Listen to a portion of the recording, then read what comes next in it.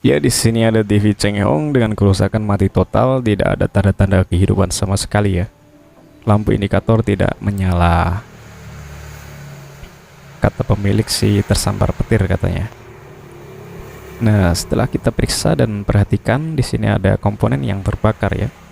Itu di bagian primer atau power supply-nya. Setelah kita perhatikan sesama, di situ jalurnya ikutan terbakar. Ya, ini adalah IC PWM untuk driver MOSFET di bagian primernya ya, di sini. Dan nanti kita akan periksa juga bagian feedback tegangannya. Di sini terdiri dari optocoupler dan juga IC TL431 ya. Ini.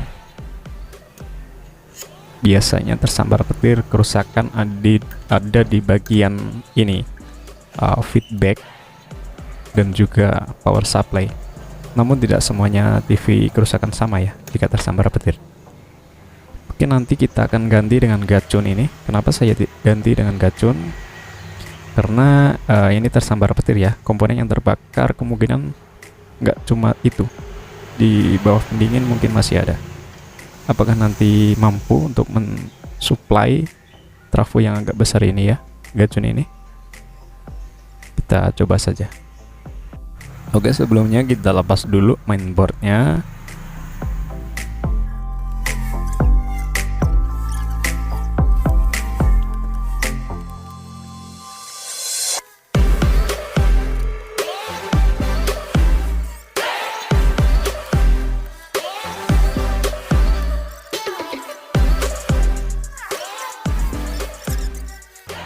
Nah, di sini kita harus perhatikan ya komponen-komponen lain, apakah ada yang terbakar atau cuma itu saja yang terbakar.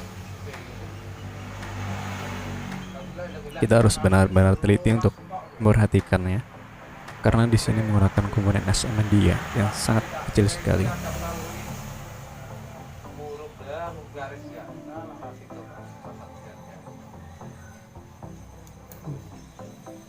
Saya rasa aman ya, komponennya tidak ada yang gosong selain BWM tadi.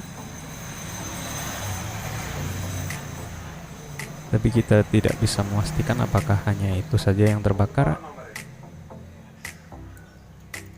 Nanti kita akan bongkar pendingin yang hitam ini. Kita perhatikan ada 6 dioda. 2 dioda masing-masing di paralel ya. Di paralel 2 jadi 3 supply ya di sini. Yang ini adalah dioda untuk mengatur supply ke bagian backlightnya. Ini adalah IC driver. Dan yang dioda ini itu supply ke bagian kita bisa lihat dulu elko-nya berapa ukurannya, 25 volt ya. Dia dioda yang tengah ini supply ke bagian power IC audionya.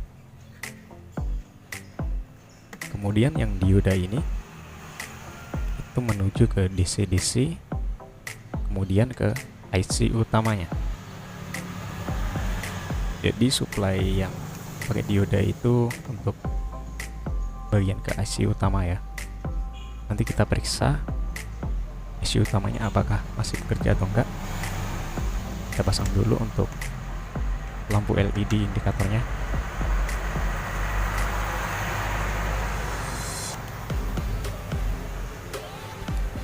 Kita supply di 6 volt saja ya. Untuk supply ke IC utama itu biasanya menggunakan minimal 5 volt ya. Kita gunakan di bawah 12 volt dan di atas 5 volt. Kita masukkan ke dioda yang ini tadi, yang menuju ke DC to DC nya.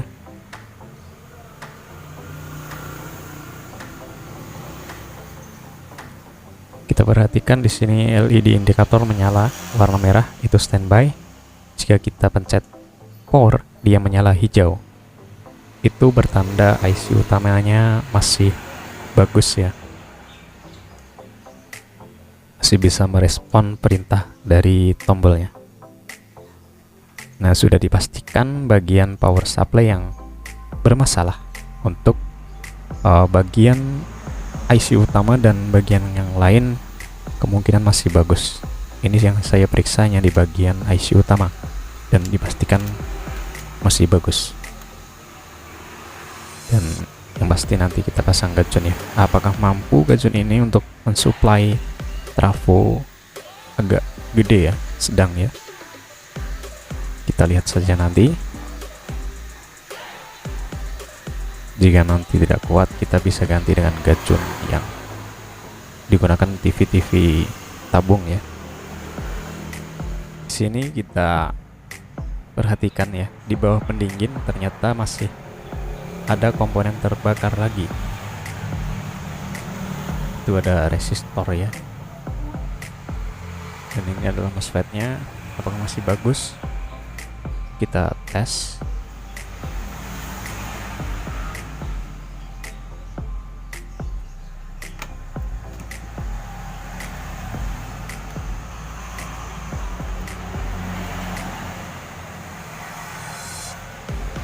Skala di ohmmeter untuk mengetahui apakah MOSFET ini short atau tidak.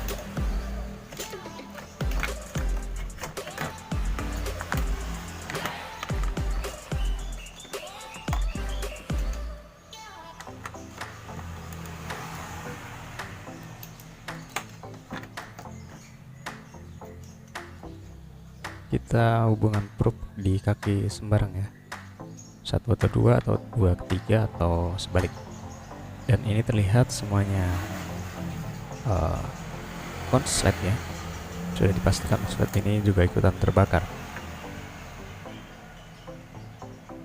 Nanti kita tidak akan menggunakan MOSFET ini.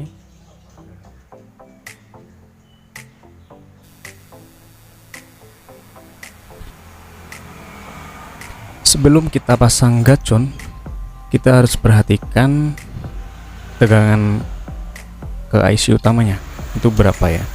Di sini tertulis 12 volt ya di belakang board tadi yang menuju ke IC utama. Tujuan untuk mengetahuinya adalah untuk memeriksa apakah bagian feedback tegangannya itu masih normal atau tidak.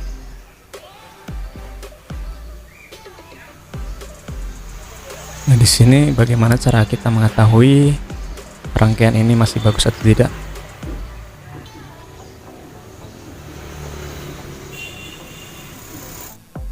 Kita masukkan supply ke IC utama tadi, yaitu 12 volt ya.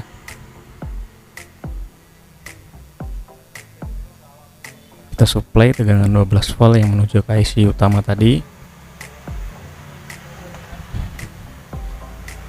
Kemudian kita periksa kaki nomor 2 dan nomor 3 dan 4, kaki optocouplernya, apakah ada resistansi atau tidak. Jika tegangan di input itu ada resistansi, jika tegangan dilepas resistansinya hilang. Seperti itu. Ini bertanda masih normal. Nah, kita juga perlu mengecek di bagian kaki nomor 1 dan 2. Harusnya ada tegangan 1 sampai 2 volt ya.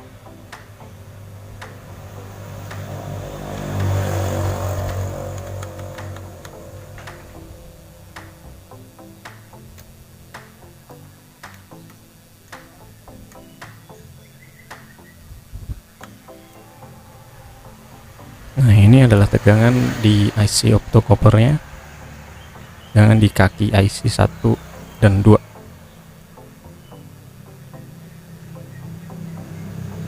Jika input tegangan kita lepas, dia tegangannya tidak ada. Ya, memang seperti itu. Oke, rangkaian ini masih bagus. Nah, ini adalah tampilan gacun yang sudah saya pasang ya. Sepertinya teman-teman sudah tahu bagaimana cara pemasangannya. Untuk kabel warna kuning itu menuju ke trafonya atau outnya ya.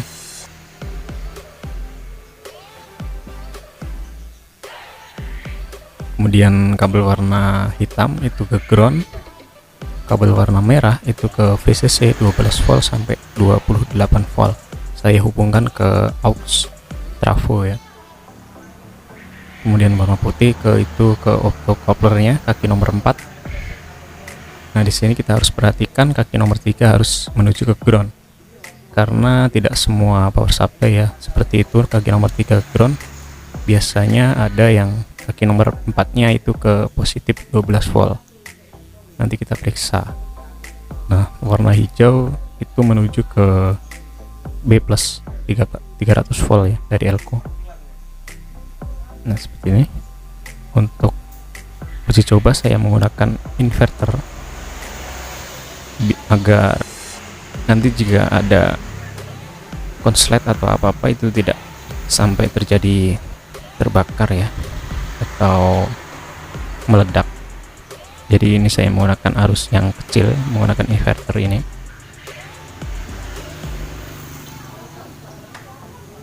Dan di sini tidak ada tanda-tanda kehidupan.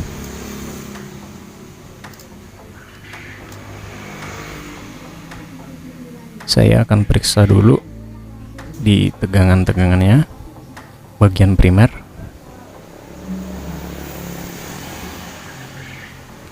Belum ada tanda-tanda kehidupan juga.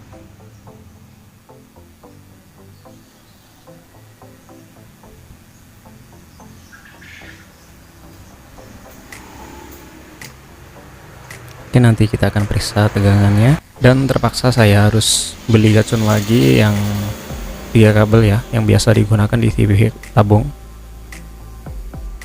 karena saya rasa gacun yang 5 kabel ini tidak cocok untuk mendriver trafo itu ya. Nah, nanti kita akan sedikit modifikasi frekuensinya agar bisa cocok dengan trafo TV LED seperti biasanya itu.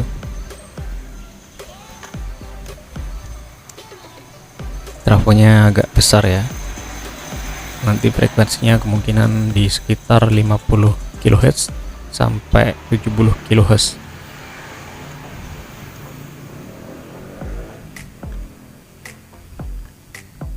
Untuk mengukurnya saya menggunakan ESR meter yang ada pengukuran frekuensinya.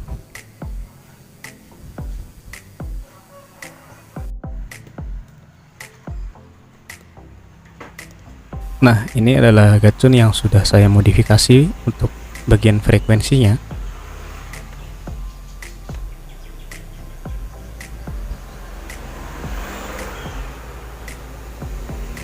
Nanti kita akan periksa frekuensinya menggunakan ESR ini.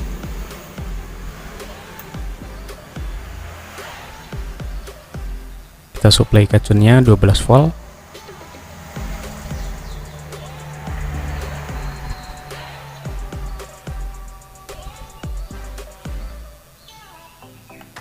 Nyalakan ESR-nya.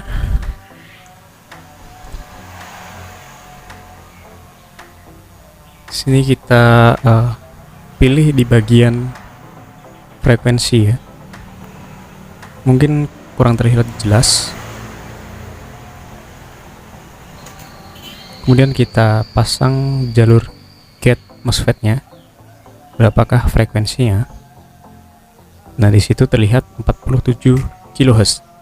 Itu sudah aman untuk mendriver trafo yang ukuran seperti tadi ya, 47 kHz.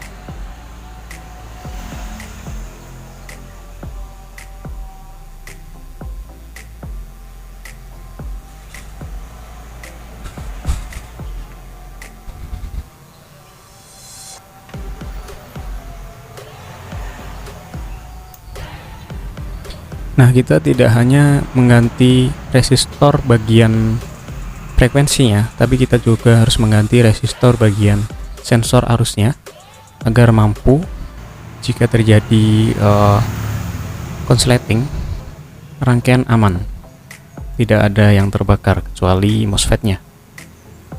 Di sini adalah resistor frekuensi dan resistor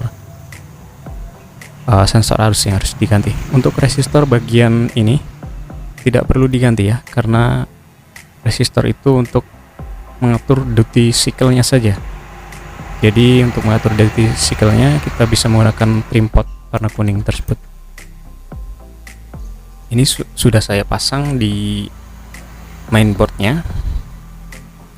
Kemudian kita tes. Pengetesan masih sama, kita menggunakan inverter mini ini.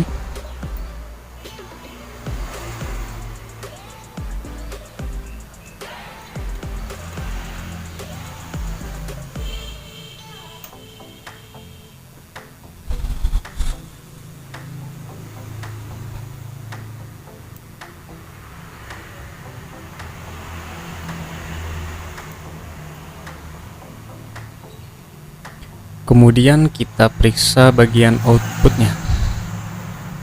Tegangan harus 12 volt ya.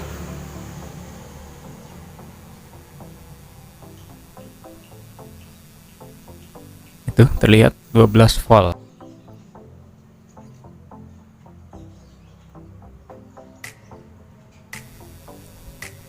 Terlihat 12 volt.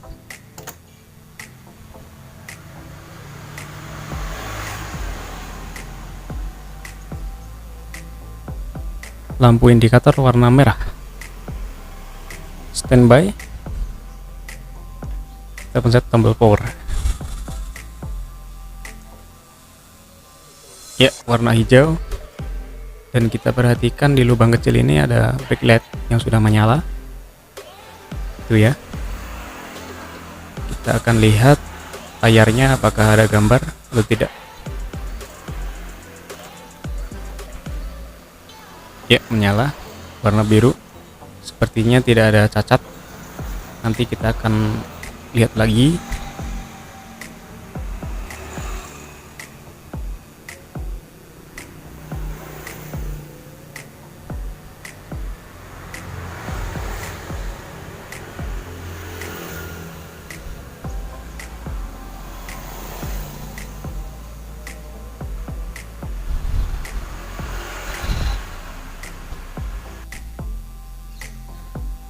Kita akan menunjukkan ya. Kita tes lagi menggunakan supply 12 volt dari adaptor, kemudian ke inverter.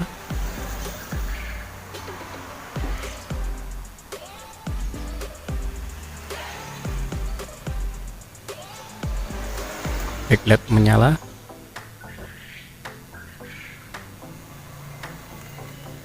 Sudah menyala. Normal, tidak ada cacat gambar ya.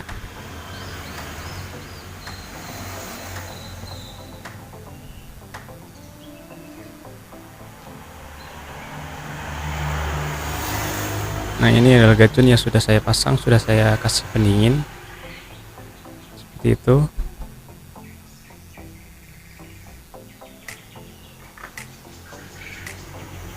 Dan gacun yang 5 kabel ini sepertinya tidak mampu untuk mensuplai trafo ukuran sedang seperti itu ya.